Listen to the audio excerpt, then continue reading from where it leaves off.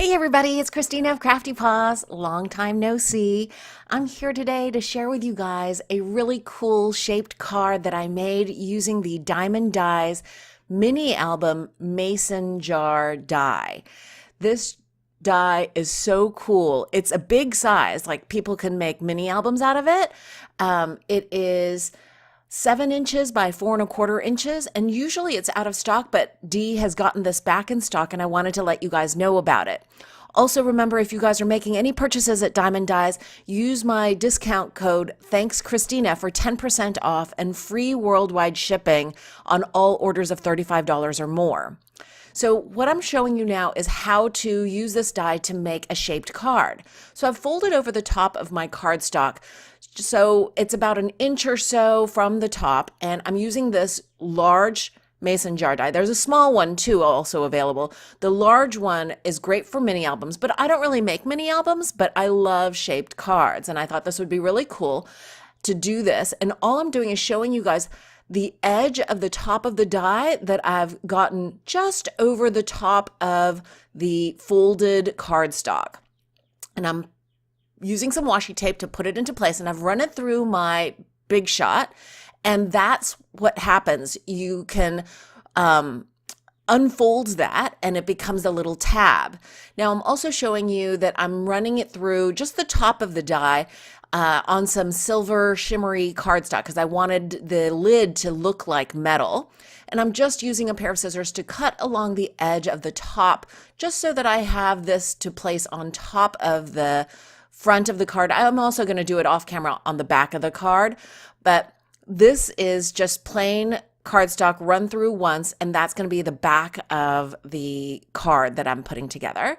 And this is how you put together a shaped card. You take some adhesive, I'm just using some wet glue here, and put that on the back flap that was folded over, and you line that up, and it makes a great little shaped card. Just for some added detail, I'm gluing on the metallic cardstock for the lid of this mason jar, and that's how that looks. Now for the inside liner, I wanted a little space, and I wanted the liner to have a little bit of color. This also adds an extra layer to make the cardstock a little stiffer, more sturdy, and I'm just using a pencil to draw around the edge. I've run this through with the mason jar die, but I wanted it to have a little bit of a border, and I'm now erasing the kind of sketch lines, and now that makes a really nice kind of inset liner piece for this card on the back. My glue unfortunately has a little clog. I get that out, and now I'm just going to glue this into place. If you don't want to use wet glue, if you think that that's going to go through your liner sheet, I also highly recommend kind of just a glue stick. That works really well for me as well. I just couldn't find my glue stick. And that's the inside liner. Now I decided I'm going to color up the front of the jar with some Distress ink. I'm blending on kind of colors that I thought would be in the night sky in the summertime, and so I'm using some seedless preserves for kind of the purpley hue. I'm also using some tumbled glass, and then the dark color is Blueprint Sketch. And my Distress inks might be a little bit dry, or maybe I'm just not very good at blending on ink color, but I've sped this up to not waste a ton of your time. But I'm going back and forth trying to get kind of a deep saturated look on the front of this card because I think that will make it feel a little more magical. So I've now decided that the Distress Oxide over top will smooth out my kind of choppy blending. And I'm going back in with the regular Distress inks in the Blueprint Sketch and also in the Seedless Preserves, but I've added Broken China Distress Oxide ink, which I think really adds a good soft blended look. I don't like using Distress Oxides for big area blending on cards generally because the ink tends to smear a little bit, but just adding the top layer to smooth out the blending on top of the Distress ink seems to work really well. Now, of course, because I did the ink blending after putting on that mason jar lid, I cut out an extra one, and I'm just using a little bit of Copic markers to add some shading to the lid. I use a C3, and I think later on I use maybe even a C5 or a C6, but just along the edges, and I'm gonna just glue this right on top of the first lid that I put on. And voila, I think it adds a really good, oh no, actually I use a C4, here we go, just to add some more dimension. Now I'm sprinkling on some just plain water. I'm using an old toothbrush and I'm dabbing off the wetness with a tissue. And I like the look of this, especially for this kind of card, because I'm going to use this stamp set. It's an old recollection set that has fireflies in it.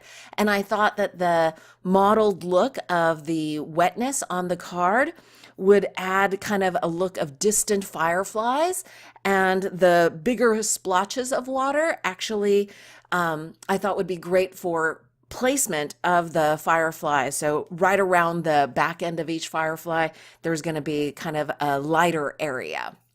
Now these are the Copic colors that I decided to use. Around the center of the back end of these fireflies, I'm using Y13. Around the edges, I'm using Y08, which is a little darker. The bodies I use with that yellow-green, and a light blue for the wings. And now I'm using a Versamark pen, a marker, and some glow-in-the-dark Wow embossing powder. And I actually find that doing 2 coats of this really helps make the glow-in-the-dark feature really work better. So I'm showing you, I'm dipping it into the Wow embossing powder after coloring the back end of each of these fireflies. I'm using a pair of tweezers to hold them in place and also to keep my hands away from the heat tool as I heat up this embossing powder. But these fireflies came out great, and they really do glow in the dark. So here you see me placing each of the fireflies on top of the little splotches. I have the fireflies flying in different directions. And the random placement, which I think worked out great with just that water splashing or splattering with that toothbrush, I think makes it look more realistic. I have a tendency to have things very symmetrical, and I find that adding a little randomness like this is actually better. I had one extra firefly inside, but as I was fussy cutting them out, I snipped off the antenna, so I'm just drawing these antennae back in with a Copic multiliner pen. You can use any kind of black pen because there's no Copic coloring, but I glued that little firefly in place inside, and I'm just using a yellow Copic marker to add some glow around that firefly inside. Now for the sentiment on the front of the card, I decided I'm just going to hand write this. I thicken up the letters off camera, but it's just a simple sentiment that says, "Let your light shine."